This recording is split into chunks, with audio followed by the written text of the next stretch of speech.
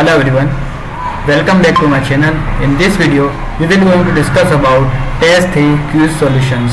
So here our first question is, which of the following best describes the term data science? Our options are a field that uses programming languages exclusively for the data manipulation. Second one is a field combining computer science, statistics and data analysis to extract insights from data. And third one is a discipline focused on mathematical modeling and regression techniques. And last one is a technique for data visualization using graphical tools. So in this context, correct option is answer B, a field combining computer science, statistics and data analysis to extract insight from data. So we define data science as. So our next question is, which of the following is a key difference between hypothesis driven and data driven research paradigms in data science? So our options are, hypothesis driven research begins with a specific question, while data driven research starts with available data. Our next option is, hypothesis driven research deals only with structured data and data driven research deals with unstructured data. Third one is, data-driven research is more focused on statistical analysis, whereas hypothesis-driven research uses machine learning.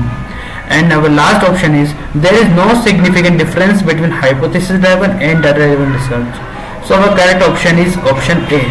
Hypothesis-driven research begins with a specific question, while data-driven research starts with available data.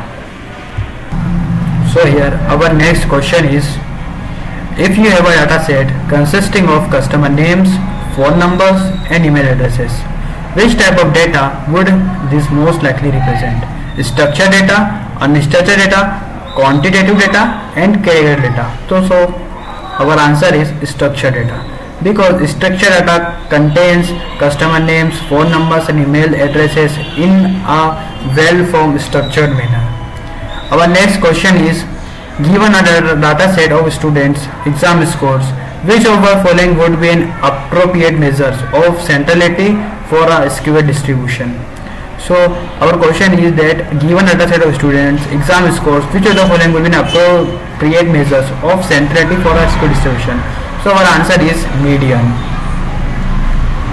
Our next question is, a data scientist is comparing two data sets of customer demographics. Dataset A includes height as a number, while dataset B includes height as a string. Example, 6 feet or 5 inch 7 feet. What is the primary issues with dataset B? So our option is A. It uses the wrong format for categorical data.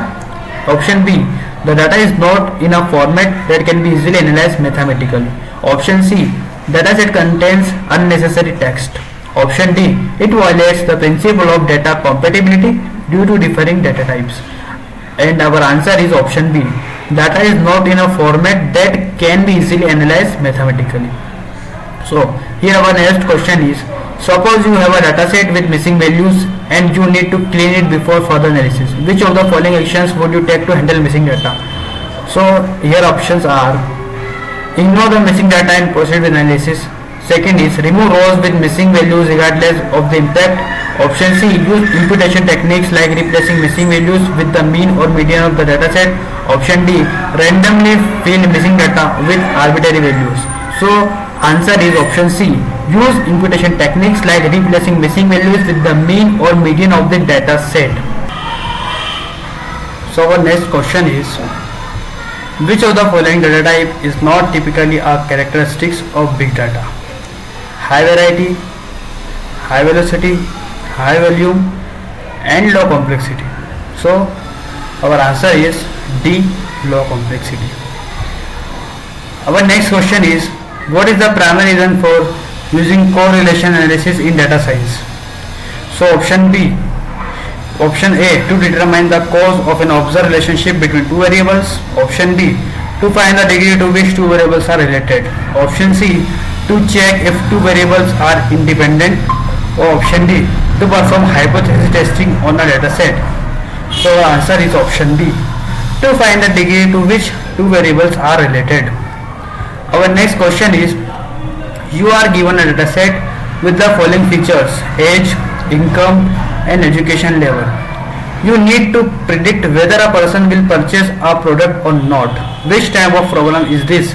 So our answer is option A is regression, option B is classification, option C is clustering, and option D is association.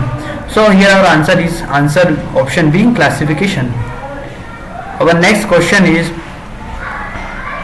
you have a data set with missing values in the age column, which is quantitative. You are deciding between using the mean or the median to fill in the missing data. Which of the following situations would make the median a better choice than the mean? So here our answer is option B. The age column has extreme outliers. Our question is, you have a data set with missing values in the age column, which is quantitative. You are deciding between using the mean or the median to fill in the missing data. Which of the following situation would make the median a better choice than the mean? So here our option is, the distribution of the age column is normal. The age column has extreme outliers. The data is categorical, not numerical. Option D, there are no missing values in the age column. So here our answer is option B. The age column has extreme outliers. Our next question is, which of the following statements about correlation is true? Option A, a correlation of 0 implies then two variables are causally related. Option B, a correlation of 1 means there is no linear relationship between two variables. Option C, a negative correlation means that as one variable increases, the other decreases.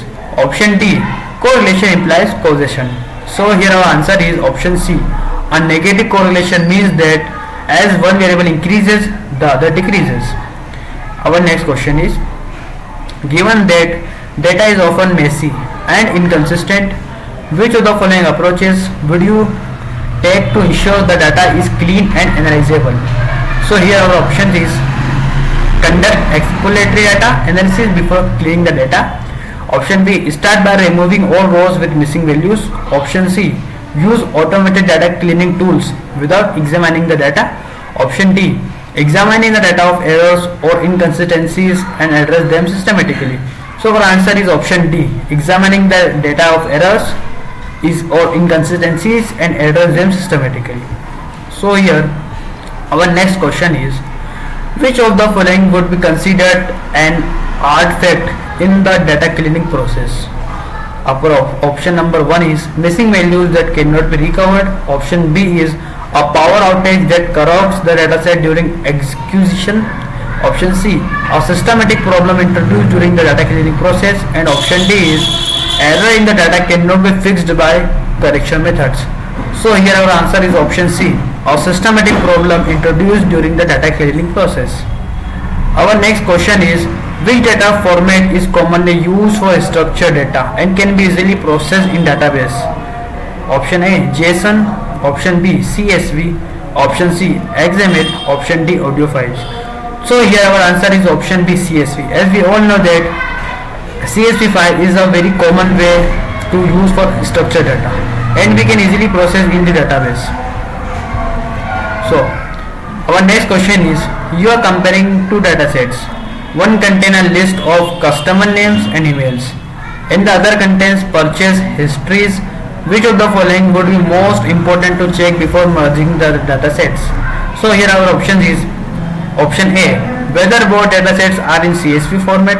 Option B, whether the email addresses are consistently formatted in both data sets.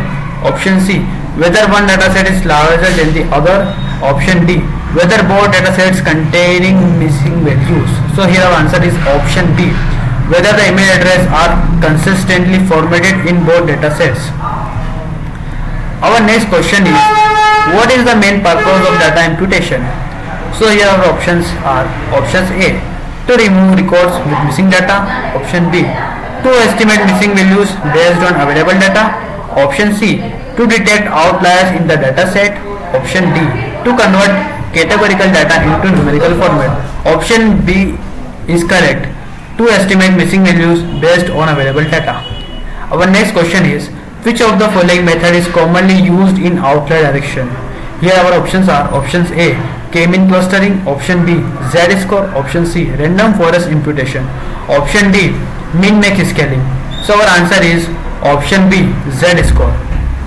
Our next question is, which statistical distribution is commonly used to model the number of successes in a fixed number of independent trials with the same probability of success?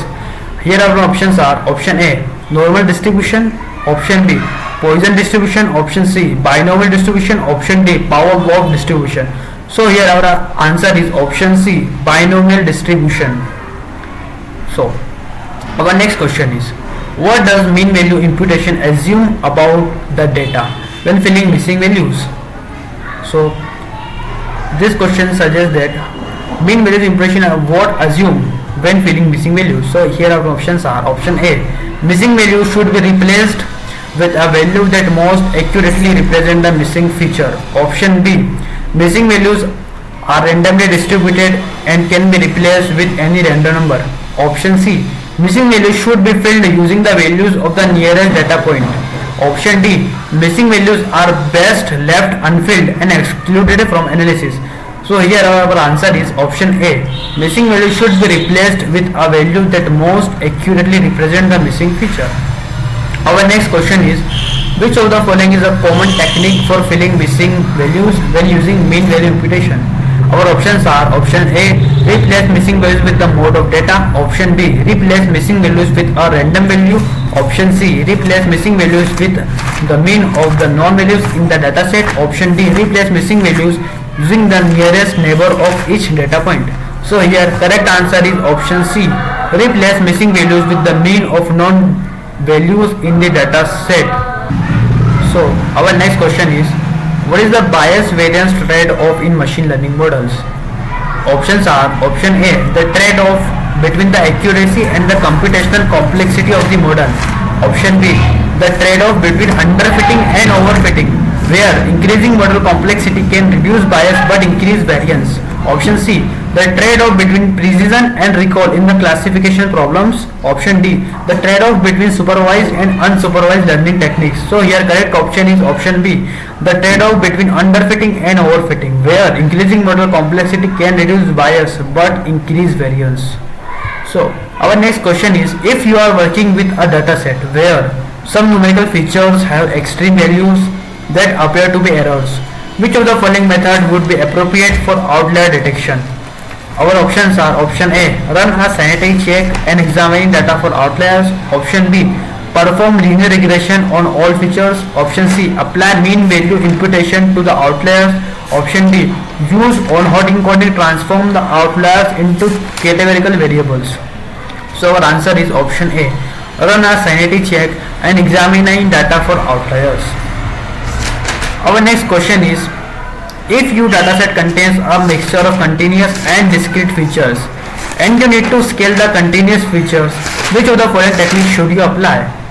So our options are: option A, z-score scaling to normalize continuous feature; option B, on-hot encoding for all features; option C, random values imputation for missing value; option D, dimensional reduction using PCA. So correct answer is option A, z-score scaling to normalize continuous feature. Our next question is, which of the following is a feature engineering technique used to handle categorical data? Option A, beaming the data; option B, mean value imputation; option C, on-hot encoding; option D, random value imputation. So here our answer is option C, on-hot encoding. Our next question is, after performing data imputation using the mean, you notice a significant skew in your feature distribution. What would be an appropriate next step? Option A, leave the data as is, since imputation with the mean is a widely accepted method. Option B, try imputing with the median to reduce the effect of skewness. Option C, remove the feature from the dataset to avoid skewness. Option D, apply on-hot encoding to perform the feature. So correct answer is option B, try imputing with the median to reduce the effect of skewness. Our next question is, a data set with missing values contain both continuous and categorical data. Which of the following imputation methods would be most appropriate for the categorical variables? Option A, mean value imputation; option B. Heuristic based imputation. Option C. Nearest neighbor imputation. Option D. On hot encoding. So here correct answer is option B. Heuristic based imputation. Our next question is, in a linear regression model, if the coefficient of a predictor variable is 0, what does this imply about the relationship between the predictor and the response variable? Here our options are option A, there is a strong positive relationship. Option B, there is a weak negative relationship. Option C, there is no linear relationship. Option D, the predictor is irrelevant to the model. Here our answer is option C, there is no linear relationship. So here our next question is, you are using feature engineering to improve a machine learning model. Which of the following strategies could help improve the model's performance? Option A, ignoring domain knowledge when creating new features. Option B, reducing the number of features by removing all continuous variables. Option C, creating the interaction features such as product of two important variables. Option D, using only the raw input data without transforming or scaling. So here our correct answer is option C, creating interaction features such as the product of two important variables. Our next question is, when conducting feature engineering for a machine learning model, which of the following would be considered best practice? Here our options are option A, create as many features as possible to increase the complexity of the model. Option B, transform raw data using domain knowledge to create new meaningful features. Option C, apply random value imputation for all missing value. Option D, rely solely on automated feature selection without human input. So here our correct answer is option B, transform raw data using domain knowledge to create new meaningful features. Our next question is, you are building a model to predict housing prices and are using a parametric model. Which of the following is an assumption made by the model? Here our options are option A, the relationship between input feature and output is unknown and flexible. Option B, the relationship between the features and output is linear and fixed. Option C, the model will dynamically changes its form based on the data. Option D, the model has no assumptions about the distribution of the data. So here our correct answer is option B, the relationship between the features and output is linear and fixed. Our next question is, if you want to convert a continuous variable, example age, into a categorical variable with three categories, young, middle-aged and old, which technique would you use to perform this transformation? Option A, binning the continuous variable. Option B, on hot encoding the continuous variable. Option C, z-score scaling the continuous variable. Option D, dimensionality reduction is the continuous variable. So here our correct answer is option A, binning the continuous variable. Next question is, you are building a classification model and are encountering performance issue due to the large size of the data set. You decide to implement k-fold cross validation. What step would you take next? Here our options are option A, use bootstrapping to improve the estimate of your model. Option B, split the data into k equal size folds, train on k1 folds and validate on the remaining fold. Option C, remove the validation set entirely to save on training data. Option D, increase the number of training iterations to improve the model. Here correct answer is option B, split the data into k equal size folds, train on k1 folds and validate on the remaining fold. Our next question is, to reduce the complexity of a linear regression model, you decide to use feature selection. Which of the following methods would be appropriate? Option A, lasso regression or L1 regularization. Option B, principal component analysis (PCA). Option C, both A and B. Option D, gradient descent. So here correct answer is both option A and option B, lasso regression and principal component analysis. Our next question is, in k-mean clustering, if you choose k is equal to 3k is equal to 3k is equal to 3 and it starts with 5 data points, how many initial clusters assignment will be there be? Our options are option A 3, option B 5, option C 15, option D 25. So our correct answer is option B 5. Our next question is, in decision trees, if a dataset contains 100 data points and there are 5 features. How many possible splits could the decision tree explore for each node in the tree? Our options are option A 5, option B 100, option C 50, option D 500. So here our correct answer is option A 5. Next question. In hierarchical clustering, if there are initially 10 clusters, how many steps will it take to reach just one cluster? Options are option A 9, option B 10, option C 8, option D 1. So our answer is option A 9. Our next question is, if principal component analysis (PCA) reduces a dataset with 100 features to 5 principal components, how many dimensions are written after PCA? So our options are option A 100, option B 5, option C 95, option D 50.